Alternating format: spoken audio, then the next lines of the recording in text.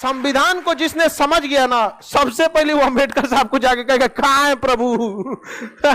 इतना तेज दिमाग का व्यक्ति। आप खुद से सोच के देखिए कि आगे आप लोग अभी इतने पढ़े लिखे ग्रेजुएट हैं आप लोग, या ग्रेजुएशन में होंगे, आप लोग को अच्छी शिक्षा मिली। सोचिए जब देश गुलाम था तो अच्छी सड़कें नहीं थी चलने के लिए।